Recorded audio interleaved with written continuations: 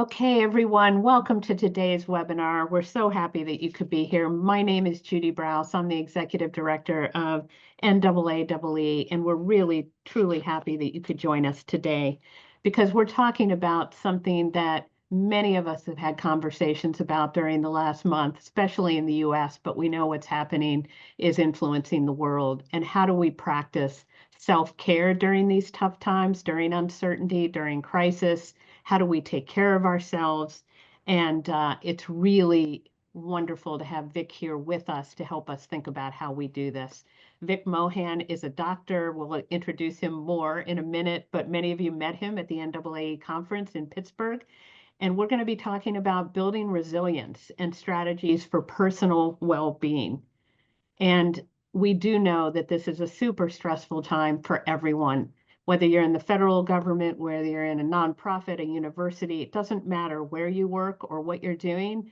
This is a very, very difficult time for everyone, and we're all trying to figure out our way during this time.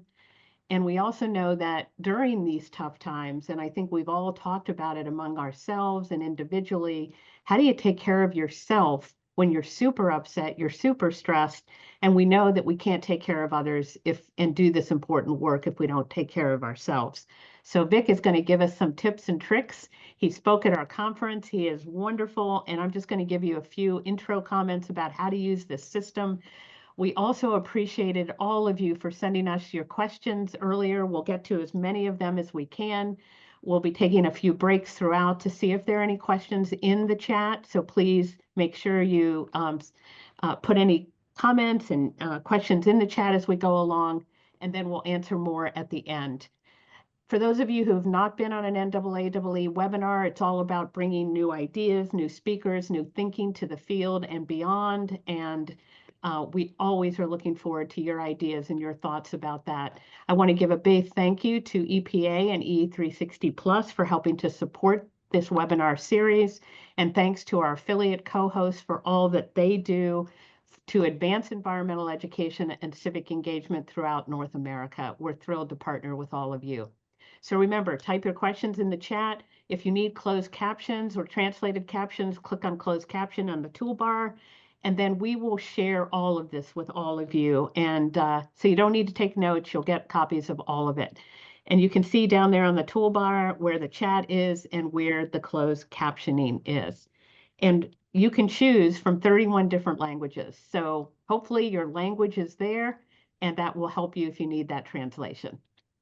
And I want to give a giant thank you to Carrie, who is our Senior Communications and Data Specialist. She is amazing and is helping to manage the webinar series and our podcast and so many other things.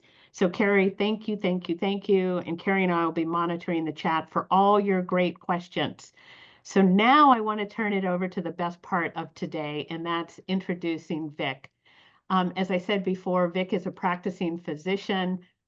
He spoke at the conference. He's got so much experience in helping people. He is one of the best listeners I have ever met. He is caring, he is thoughtful. He looks at how he can integrate health into community-based conservation and into the work of all the people that are doing frontline work, whether it's educators, whether it's conservation professionals.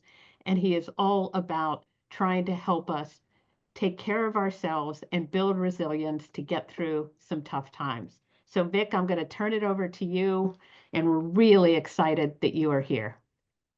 Thank you for being with us. Thank you, Judy. I hope you can all hear me okay. And greetings from a cold and dark UK. Thank you for inviting me to join you all. I've never been translated into 31 languages before. That feels really exciting. But most importantly, thank you to all of you for joining. Thank you to all of you on behalf of yourselves for taking action in support of your own well-being. You being here is sending a clear signal that your well-being matters. So thank you all for being here. As Judy says, I'm Vik. I do a variety of things, and among which I'm also a doctor. I just want to start by echoing what Judy has said, that I understand what a difficult time it is for so many of us. working in environmental education, or working to create a safer, juster, more sustainable world in whatever way. I know what a tough time it is for so many of us. And so in situations like that, we can feel overwhelmed. We can feel like whatever we do is not enough. And it leaves us feeling that we're not enough. We can feel increasingly isolated. We can lose hope. And in those times, it's more important than ever that we invest in our well-being. So once again, thank you for being here. And thank you for taking steps to support your own well-being. And for those of you who've been directly affected by some of these changes, and I'm sure that includes nearly all of you, it definitely includes me. I'm hoping this is going to be useful for you. So please make yourselves comfortable in my virtual living room. You're all welcome. Let's begin. I'm going to start by sharing my slides. I just want to say thank you to Judy again for that incredibly warm welcome. I just hope I live up to your expectations, Judy. I hope you can all see my slides. So what are we going to try and do today? Well, when you're feeling stressed and overwhelmed, it's very difficult to make good decisions. It's very difficult to function effectively. It's very difficult to maintain relationships. So before we think about well-being, we've got to work out how we can better deal with stress and overwhelm. So we'll start with a bit of a discussion on that. We'll then move on to some of the most effective strategies for maintaining well-being, for fostering resilience, and I'll share some of those with you. And I apologize now for sharing long lists of things. That seems to be the simplest way of sharing it with you. And it will also mean that the slide deck you have at the end will contain all of the information I'm sharing. But I know that there's a lot of collective wisdom on this call. And what I'd like to do is to surface and celebrate some of that. So I want to hear from each of you what you're doing to support your own well-being. We'll come to that shortly. I'm going to encourage you to commit to personal well-being goals on the basis of what you're going to hear today. And because it's so important, we're going to spend a little bit of time mapping out our support networks and thinking about how we can nurture and sustain these. So that's the broad plan for the session. We'll have times for questions periodically through the course of the webinar. But before we start, I'd like to set some basic ground rules for our time together today. So firstly, yes, I'm a doctor, but I can't be with you in person. And I have no idea what's going on for all of you who are on this call. So please look after yourselves whilst we're on the call together. Stretch, move around, take a break, get a drink, whatever you need to. And if, who knows what might come up for us when we're talking about well-being. But if you're feeling uncomfortable, if you're getting uncomfortable or upset or distressed, then please take a break, phone a friend, do what you need to look after yourselves in our time. Let's make it safe. Let's bring an attitude of generosity. Let's respect everyone's contribution. Let's suspend judgment, and let's show kindness to everybody. And let's start by showing kindness to ourselves. And whilst this is going to be a great opportunity for learning, I'm hoping you're going to come across things that are useful for you. This is not a substitute for more formal support if you feel that's what you need.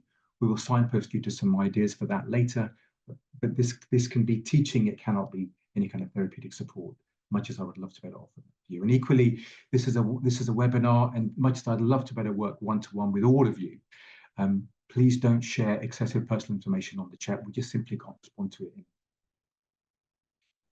I hope that sounds okay with you. So my first task for you. What do you currently do to help maintain your well-being? I would love to hear. Maybe it's exercise. Maybe you draw good boundaries at work so you have time for yourself. Maybe it's time with your family. Maybe it's music. Things that nourish you. What do you do to maintain your well-being? So please put them in the chat now, and I'm going to take a look. Walking in nature, running, swimming, going for walks, biking, exercise, practice Italian every day. I love it. Getting outside, going for walks, running, staring at birds, Walk with your dog at the end of every day. What a wonderful routine to have. Gratitude journaling. God, gratitude is one of my favorite well-being practices. We'll come to that. Painting. Oh, wonderful. Good sleep habits. Yes. Talking to mum.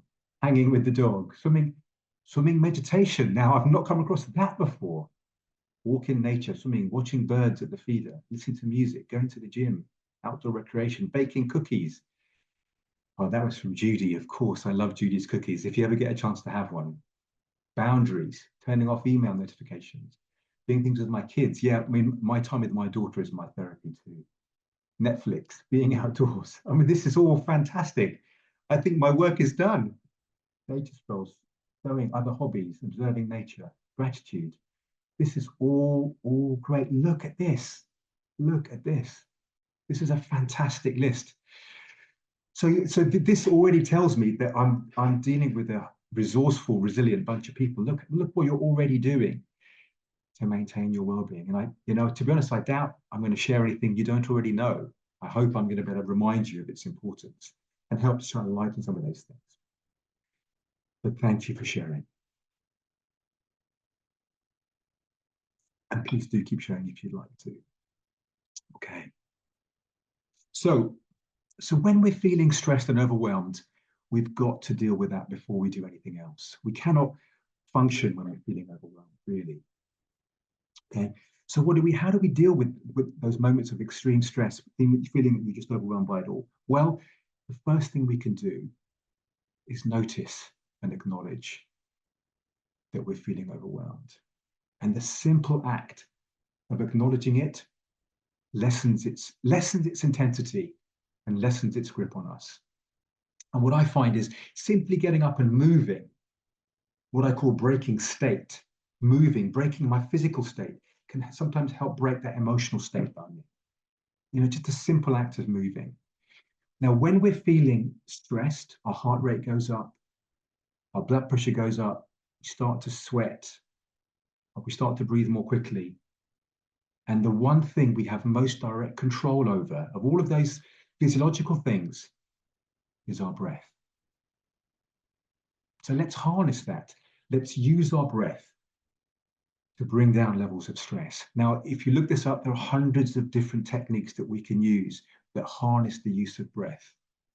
My favorite one is simply this.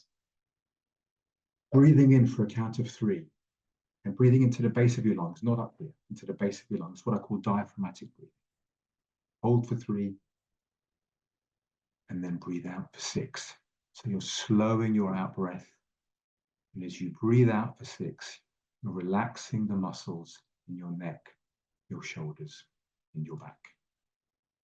And a few cycles of that, and you will start to feel calmer. I'm feeling calmer already. Now, one really powerful way of overcoming that sense of stress is getting back into our bodies, grounding ourselves in our bodies, noticing our physical sensations. So now I'm noticing the weight of my body in the chair. I'm noticing my feet in my shoes. I'm noticing my hands on the table. The simple act of getting back into your body and grounding yourself in those sensations can lessen the hold of that stress and overwhelm on you.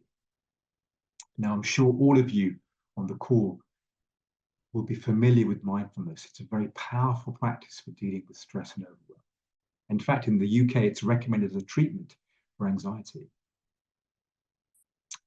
Now, sometimes fighting our emotions or panicking in response to our emotions actually makes things worse.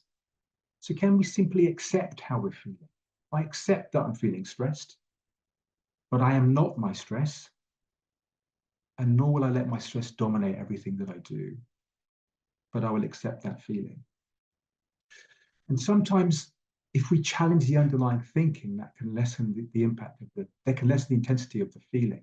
So maybe I'm feeling stressed because I'm worried I'm never going to get another job, or because I'm just never going to finish my work, or because no one values what I do anymore. If we can challenge some of those underlying thoughts, then maybe we can lessen the intensity of that stress and overwhelm. So just a few ideas that I hope you will find helpful. What I'll do now is, in the interest of time, I'm going to move on. Oh yes, I've talked about that. I'm going to move on to action we can take in support of our well-being. And then we'll take a moment to take questions. Before I share any of this list with you, I want to say a couple of things. Firstly, everyone's journey to well-being is a personal one. And you are the experts in you. You will know what you need. So if the things I share with you don't resonate, then that's fine. Please ignore them. But if what I'm sharing with you does resonate and you feel it's important, then make a note of it somewhere. We'll come back to it. Perhaps most importantly of all is I don't want our well-being practice to become yet one more thing we feel guilty about not doing enough of. You know, I've got so much work to do and I haven't done my yoga. And that's the last thing I would want to happen. So let's be kind to ourselves. Our well-being practice is not on our to-do list. Our well-being practices is our strategy for enabling us to complete the to-do list. Let's keep them separate. So I'm going to share with you what the evidence tells us is most effective. And that starts with basic self-care. A good, healthy diet with enough to drink. In regular exercise, enough sleep and rest. Yeah. Now, we all know these things to be true. And yet we end up working really late and getting a late night. We end up skipping meals because we're busy. We end up not drinking enough water in the day. We end up not going to the exercise class because we just couldn't fit it in. Now, I'm not going to ask you to raise your hands, but does any of that apply to you? Certainly applies to me. Now, I understand how this happens. I understand, particularly when we're under stress and overwhelmed and perhaps we're feeling we're in crisis. I understand. But every time we do that, we are stealing from our well-being.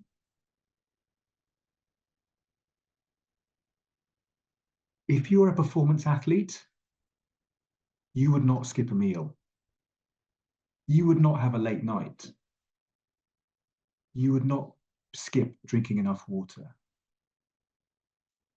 And yet what's expected of us at this difficult time is probably no less than what's expected of performance athletes.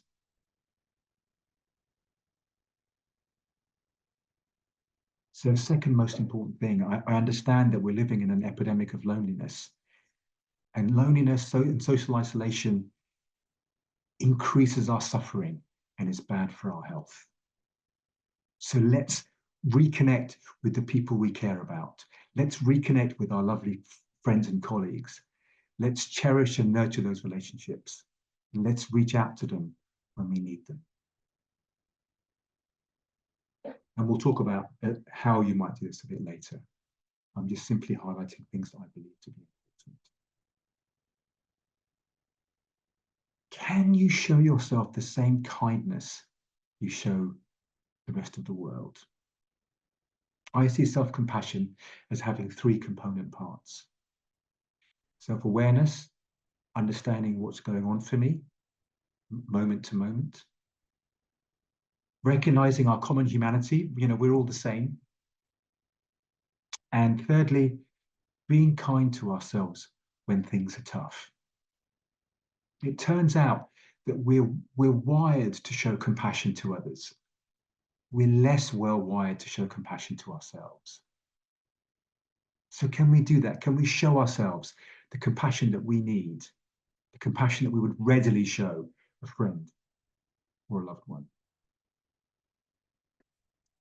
Now, at times of challenge, can you step into that challenge? Are you good at problem solving? Can you commit to a goal, an achievable goal? Are you persistent? Because if you can do all of those things, you will be better able to weather the storm. The most successful people in life, the ones who can survive difficult times, are not the most talented ones. They're the most persistent ones. So if you can persist and commit to goals, you'll weather the storm. Now, at times like this, it's very easy to get overwhelmed by everything that's happening in the world. that feels difficult, that violates our values or goes against the world we want to be part of. And whilst it's important to be aware of what's happening in the world, let's focus our finite, precious resources on creating change within our areas of control, committing to achievable goals that are in our control, and let's celebrate those successes, because that will give us back our sense of agency, that will support our well-being. And that's not the same as ignoring what's happening in the world. It's about recognizing where you can make the greatest difference. Now, just very quickly, it's worth processing difficult emotions when you have them. That may be through sport, maybe through journaling, as somebody mentioned, maybe through going for a walk, maybe through talking to somebody. And then let's counterbalance that with seeking out joy, things that give us positive emotions. And we saw a long list of beautiful things that I bet give people joy. Nature, walking the dog, music, art. The biggest challenge I see that faces the people who are doing mission-orientated work, the people who are passionate about their work, is maintaining boundaries. And when things get difficult, things get busy, when we're in crisis mode, we overstep our own boundaries, yeah, because we just want to get the work done. But the answer is not to give more and more of ourselves. The time will come when we're less productive the more we give. Our boundaries have to honor our needs and our resources, our personal resources. They have to honor those. Our boundaries need to reflect our priorities, and we need to make peace with that. So for some people, when we feel overwhelmed, our coping strategy is to retreat. Is to retreat into our smartphones and just spend all our time on social media, or just binge watch Netflix or whatever it is. And whilst that has an important role to play, can we develop coping strategies that also enable our basic needs to get met, that also enable us to stay connected, that also enable us to experience true joy? So how can we build coping strategies that serve us better? The greatest of mistakes is to do nothing when all you could do is a little. Now, I don't know who that quote is attributed to. I'm not sure it's known, actually. But for me, there's something in there about however small a thing is that you can do. Let's cherish that. Let's celebrate that. Let's take action, because whatever action you can take, you're moving towards the world you want to create, and you're reclaiming your agency. Yeah, and you will feel good for the good that you do. Whew. I've shared a lot. I'm going to stop sharing my screen for a moment. Does anyone have any questions that they'd like to ask now? Any questions coming through the chat, or any questions that you'd like to go ahead with? So Vik, one of the questions that came up, and that was fantastic, the way you framed this and helping us really think about what we are already doing and what we can do. It's easy to forget that. One of the questions that came in is talking about, how do I teach my staff this information? How do they take this information, and how do you translate it? And somebody else also asked about, what does leadership look like in times like this? Any comments on that? I know these are like two giant questions. Two questions. You know what? We'll have to have a separate webinar for each of those questions, Judy. But if I can quickly respond, how do you teach it? Well, please take these slides and steal from me. Please take these things, right? And use them. You'll have the slides. I think it starts within. Let's model good self-care. Let's model self-compassion. Let's model effective drawing of boundaries. Yeah, let's model that. Let's experience the benefits ourselves, and let's take that lived experience to share with others. I think it's got to start with us. That was my simple answer. And then there's lots of tools out there. And then the question about the second question was about What leadership. leadership looks like in tough times. And we also had a comment from Manuel that we can ask you that later. But what does leadership look like? And then you can continue, and then Yeah, Manuel will get back to your question. So I'm going to show another slide of about how we can think differently in response to the challenges we face. And when I put that slide together, I thought this looks like a leadership development pep talk. So I think if we model some of the things that I'm talking about, combined with showing real courage, I think what I would add to what I'm going to share, it's showing courage. For me, courage is one of the biggest leadership needs of our time. So I would say model what I'm sharing with you, add into that a generous sprinkling of courage. And for me, I think that's leadership, personally. I hope that's helpful. Okay. Okay, I'm now going to move on to things we can do, but let's start with us thinking differently. Okay. So now those are specific, tangible actions we can take. And as I said, the slides will be coming your way. But what can we do to think differently? So firstly, when the world around you is changing and questioning all the things that you held dear, all the things that you believe to be right, important, true, that can be very isolating, undermining, and we can serve to doubt ourselves. But deep down, if you know what you're doing, what you stand for is right, if you know that, I wonder if that can be enough.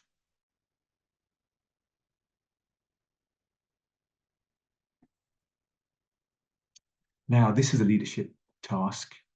At times of crisis, at times of real change, I think we're invited to redefine our vision for ourselves, reimagine our future for ourselves.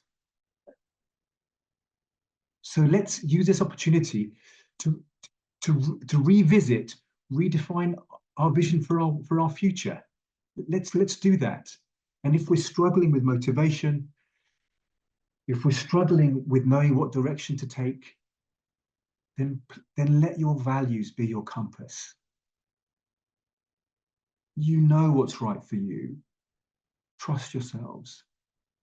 Let your values guide you. Let your identity help inform your purpose. Your values and identity should provide the direction you need, give you the opportunity to redefine your vision. So I spent some time redefining my vision for myself over the last year, and it's been incredibly helpful. And that can be a source of motivation, that can be a source of energy, and that can provide direction. And for me, that's an act of leadership, of personal leadership initially. Now, if you can hold on to these three truths, you will be able to better survive difficult times. It's not all my fault. This won't last forever. And it doesn't affect every aspect of my life. Those three things represent perspective. And if you can hold on to those truths, you will better survive any difficult time you face. Typically, we think of hope as quite a passive thing. Oh, I do hope it's going to be okay. I do hope things will be all right. Well, I'm inviting you to reframe hope as a practice, to reframe hope as an act. Active hope is taking steps towards creating the world you hope for. Taking steps towards creating the world you hope for. And again, there's an energy about that. There's an empowering sense to that. You're getting back. You're getting back the ability to create the change. And whatever steps you take, however modest, they are moving you towards the world you are hoping for. We've already heard about this. At the end of every week, I try and write down 3 things that I feel grateful for and why it is I feel grateful. So really drilling into what it is about it that gives me that sense of gratitude. And there's so much evidence that gratitude is good for us. And even when you're having a difficult moment, ask yourself the question, what is going well right now? And I believe we can always think of something that's going well that we can feel grateful for. This is something I struggle with. I'm sure lots of us do. You know, when we're feeling overwhelmed, I feel like I cannot do enough, and therefore I am not enough. So I continue to remind myself that I am enough. Yeah, I am enough. And what I can do is enough. And I take comfort from that as best I can. Now, the people who laid the foundations of the world's greatest monuments, I've listed cathedrals, but it doesn't have to be a cathedral. The people who laid the foundations of the world's greatest monuments never lived to see them completed. Didn't stop them doing that. Yeah. So and I'm on a path to try and create a more sustainable and just world, just like probably everybody on this call. And I won't get there in my lifetime probably, but I'm laying the foundations, or I'm laying the next layer of bricks for the next generation to come and build upon. And that reframe, that I won't get there in my lifetime, I find real comforting. Okay. And all of these things are predicated on the idea that we have choice. In between stimulus and response lies choice. So we can choose to have faith. We can choose to be hopeful. We can choose to be optimistic. We can choose to have perspective.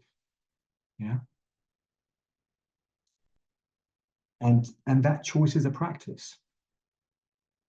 And during difficult times, I tend to ask myself, and I tend to tell myself, everything that I'm experiencing is perfect for my learning. And then I say, well, so what is it that's here for me to learn?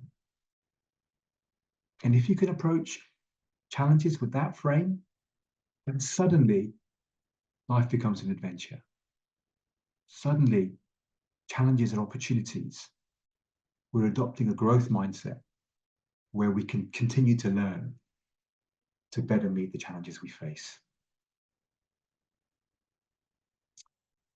I'm going to quickly stop sharing there. So in answer to that question about leadership, I think some of what I've shared would be consistent with definitely leading self as well as leading others, if we can model some of those behaviors. And like I said, I would include courage in that list. Any questions, Judy? So Vik, I'm going to share a cartoon because Jack asked this very question.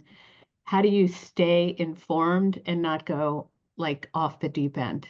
So Jack asked the question of how to balance being informed with news information without putting our heads in the sand.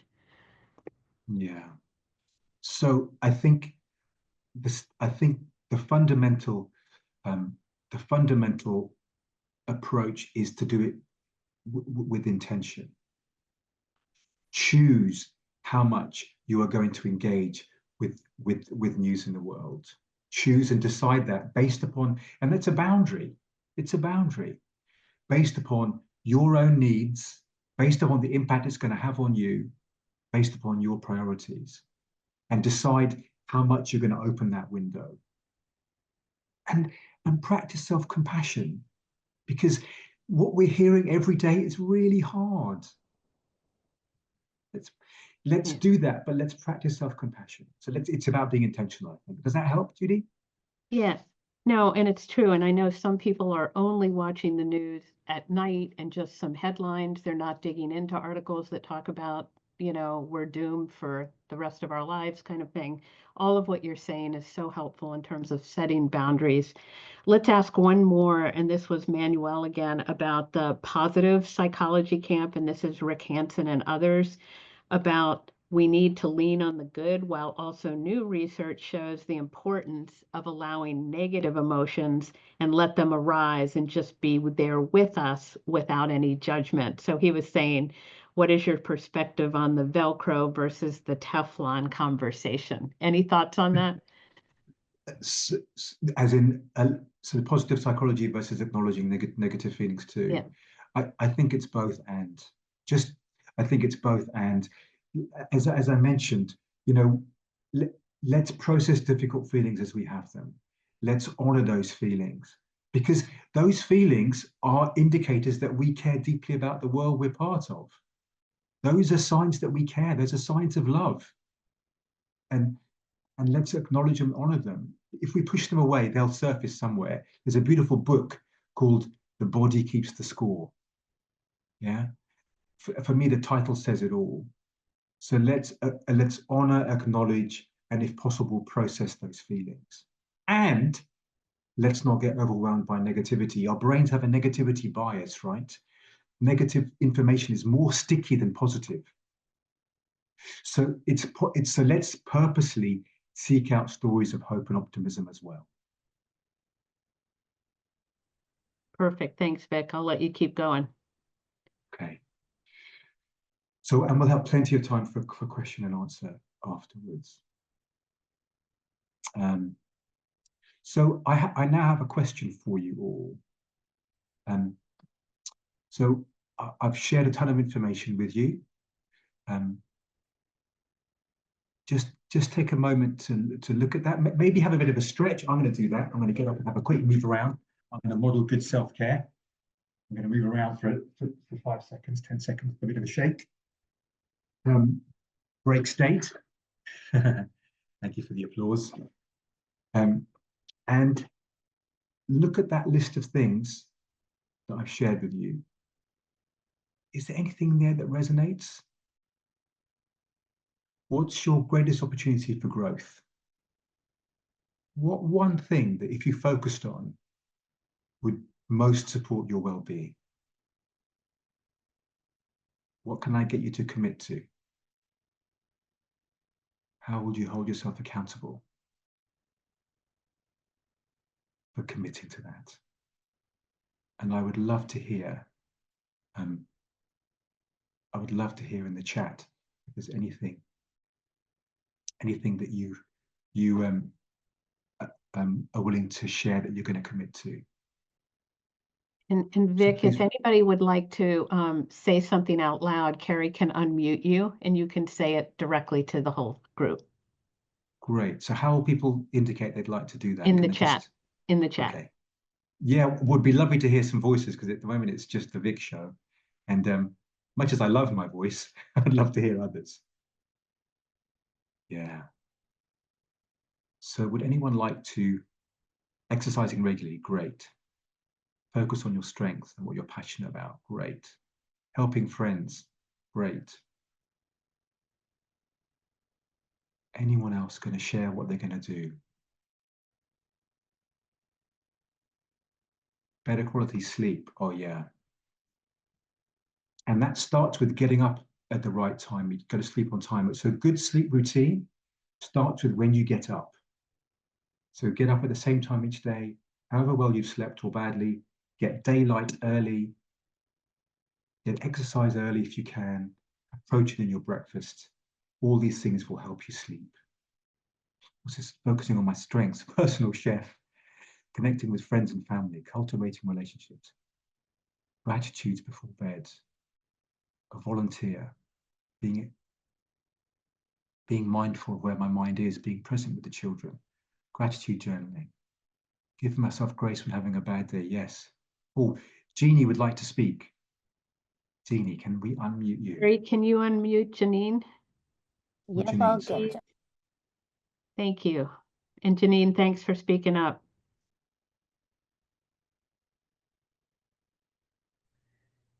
Hi. Thanks. Thanks so much, Vic. You were a shining light in Pittsburgh, and I'm feeling it now. I just wanted to Oh, share good. my favorite quote. I had put it in the chat, but for those of you who missed it, Havel, who was a Czech leader, said, "Hope is not the conviction that something will turn out well, but the certainty that something is worth doing no matter how it turns out." And Oh, that is how I keep going every day, is I feel like my work is an act of resistance, and it is so important that we all continue doing our work. And I do that, and then I also do things that have nothing to do with anything in the world that just make me feel really good. So I do that too. love it, love it. Thank you for sharing such wonderful wisdom, Ginny. I love that you do something just for the fun of it. We all need that. We all need to disappear into our opposite world where it's just about having some fun. Thank you, Ginny. I saw that Sean Crowley was also willing to. Oh, Sean, great. Kia ora, ko Sean Crowley tōku ingoa. I'm coming from Aotearoa, New Zealand here. Hope everyone can hear. Hi. My baby playing in the background, so you might hear some loud banging noises or some little noises. That's her. Something that I'm practicing is essentially just practicing what I preach. I'm really big on making sure that students I work with know that being an imperfect change maker is better than being a perfect change maker that burns out. And that is speaking from experience as a young change maker myself. It's really easy to get caught up in wanting to do everything and seeing other people that are, going fully plastic free and, not eating meat and doing all of these things. That is wonderful if that works for them. But it's so impossible to do everything and do everything well. And if people burn out, then it means that no one's going to be doing anything at all. So I think for me, it's just not being perfect and enjoying life as much as you can as someone who is very aware of everything that's going on. Wow, thank you, Sean. Thank you so much for sharing so much wisdom in the room. Really appreciate that. And that idea of allowing yourself not to be perfect, self-acceptance and celebrating that. And, good enough is good enough. And I am enough. So thank you, Sean. Wow, there's a wonderful, wonderful stream of things that people are going to do about gardening, about volunteering. This is wonderful to see. Thank you so much for sharing. Connected with nature, yes, couldn't agree more. And I've got another task for you now, and that is about your social and support network.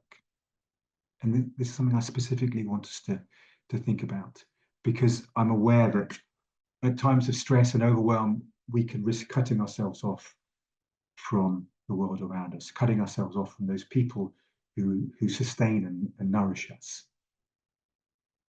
How can we reconnect with our support network? So my next question for you is, what can we do to stay connected with those whose friendship and support we cherish? Just like to spend a moment thinking about that.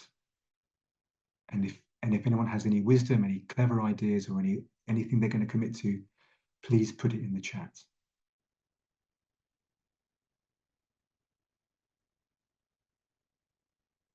Regular meetings.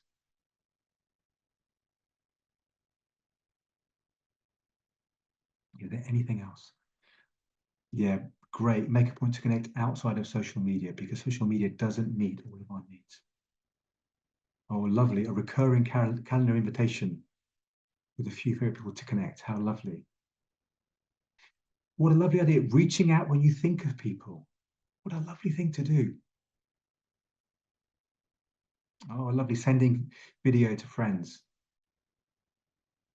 Making a phone call. Haven't spoken to in a while. This is great. reaching out for birthdays. Call someone every day to ask how they're doing.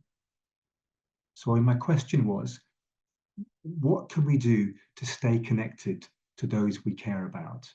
Whether that's work colleagues, whether that's family, whether that's friends. Okay, great. Well, there's a variety of ways to stay connected, Jen. So thank you for sharing that. Yeah, I agree, Judy. Everyone loves to receive a card or a letter. We don't get that anymore. And yet we still have postmen, at least in the UK, right? Regular calls. Yeah, regular get-togethers in your neighborhood. This is all great. Not being afraid to say how you feel. Tell them how important they are to me. This is that's beautiful, Carrie. For me, you know, if I'm feeling isolated or vulnerable or lonely, reaching out can feel like an act of courage. Reaching out I can feel very vulnerable doing that. And I'm sure you've experienced this too, but whenever I do that, whenever I do make myself vulnerable in that way, but in a sort of thoughtful way, in a measured way, it's always met with compassion. So I think some of the barriers to these things are our own, are within. My experience has been when I reach out to people, it's always met with compassion. And the thing is, everyone around us is feeling the same as us, right? Call my mum every day for a few minutes. This is all lovely. Go in nature walk or a picnic. Thank you for sharing all of these things. So what I'd like to, and please do keep these coming. This is really wonderful to see. I hope the rest of you are following this chat. So I'm going to share a story with you now. Last year, and I'll share it as a sort of as a live case study, if you like. So last year, I experienced the biggest threat to my well-being I've experienced in many years. For about 20 years, I had helped to found, build, and lead a conservation organization. An organization built around a shared vision for a model for conservation that put communities at the center of the conservation solution. It become my life's work. And last year, I was exited from the organization against my will. And overnight, I lost everything I'd spent 20 years working to create. I felt traumatized. I felt angry, and I felt bereaved. And I'd lost my main source of livelihood. About the same time, in fact, at exactly the same time, my daughter became really unwell. And no one really knew what was wrong. And despite being a doctor, I was powerless to do anything to help her. And at the same time, my wife, who'd been working so hard for so long, hit a wall and ended up being off work with burnout. As this perfect storm brewed and built, I could feel that I was on the precipice of getting ill myself, and I knew it had never been more important than ever. It had never been more important than now to invest in my well-being. So I'm going to share what I did. Firstly, I made sure I prioritized my exercise, because I know what a difference that makes for me. I made sure I exercised every day if I could, even if it's 15 minutes. And on my darkest, most difficult days, I felt the benefit of that exercise on my mood. I was really, really disciplined about eating well and making sure I got enough sleep, because I knew that if I wasn't sleeping well, it was going to impact my well-being, my mood, and my ability to do what I needed to do to support the family at this time and to navigate my exit from the organization. I became really boundaried around what I would normally do. And I had to negotiate with people. I said, I'm really sorry, I'm having to redraw boundaries and I cannot give you what you normally expect of me. Thank you for your understanding. I was really distressed. I was desperate to be heard. I was desperate to be understood. What I was going through was really difficult. And so I sought out support of friends, colleagues, whoever was willing to listen. And that was really, really helpful. And I could feel self-doubt creeping in. I could feel that sense of not being good enough creeping in. And I noticed that those limiting beliefs were coming back to haunt me.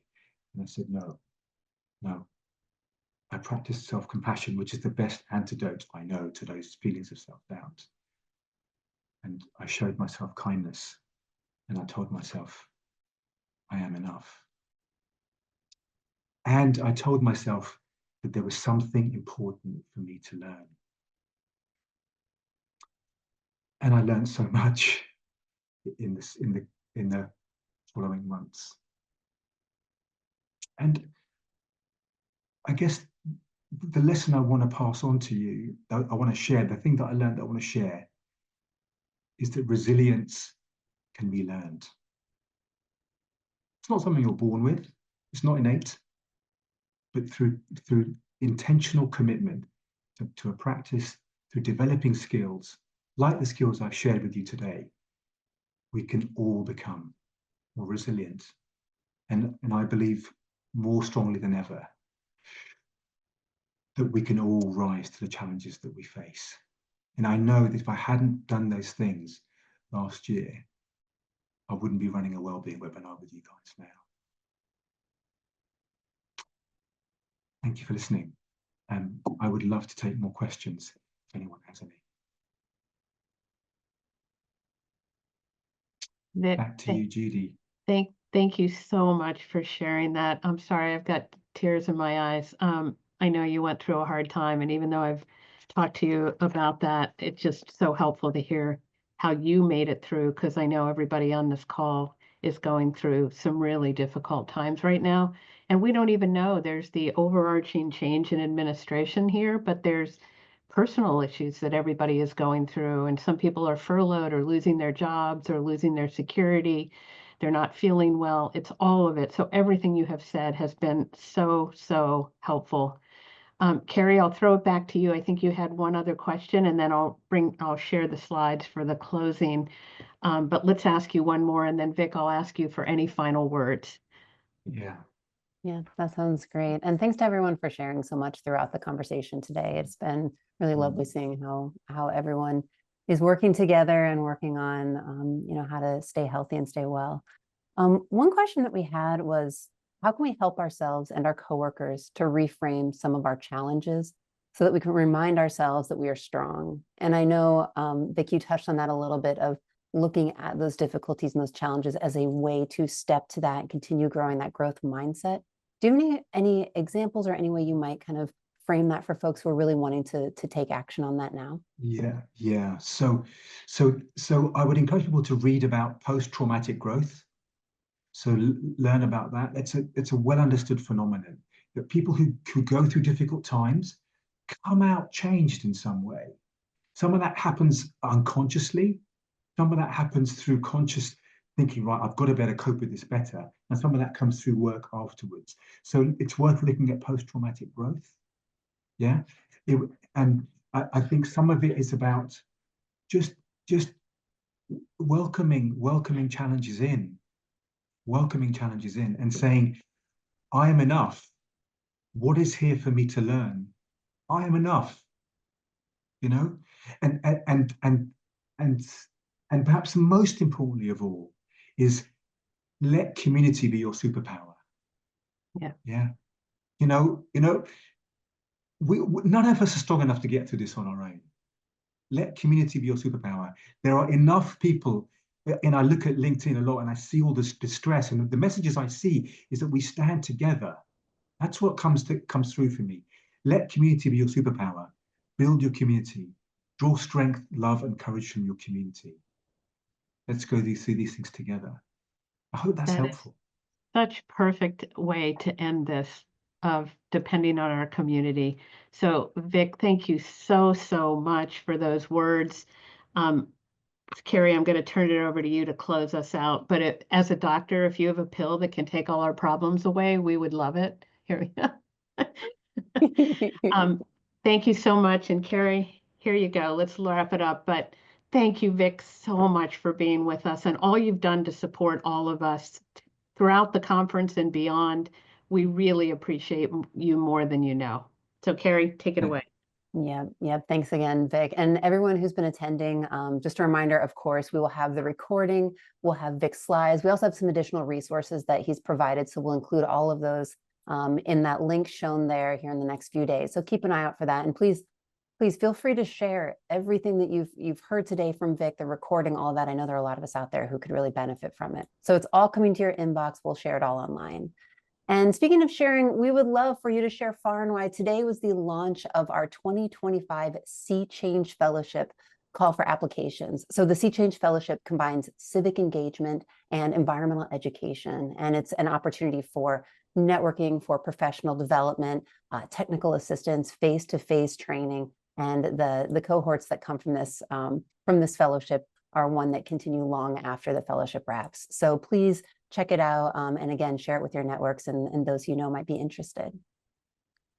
And as Judy mentioned, if you've not yet taken a listen to The World We Want, the NAAE podcast, we are currently in season 1, and I highly encourage you to give it a listen. Vic himself has an episode, but on the podcast, we talk to educators of all different backgrounds and experiences, and their stories are inspiring. They're reminders of the incredible work being done in environmental education and the impact that it's actually having in day-to-day. So you can find it wherever you listen to podcasts. You can also go to the website listed here and check out all the episodes we've released so far. But I would highly recommend it. It's good for the heart and a feel-good experience.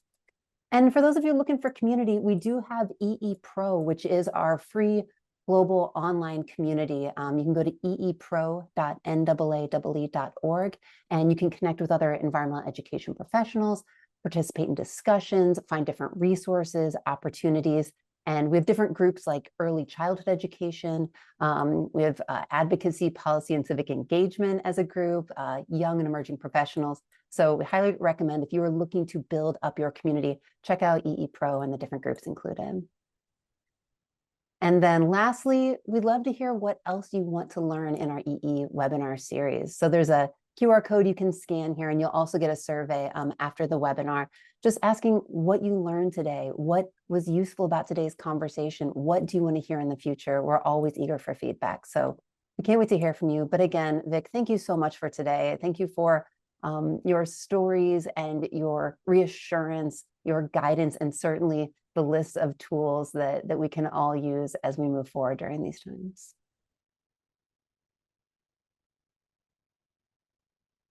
Thanks, Vic. Thanks, Carrie. And thanks, everyone, for joining. So good to see you all.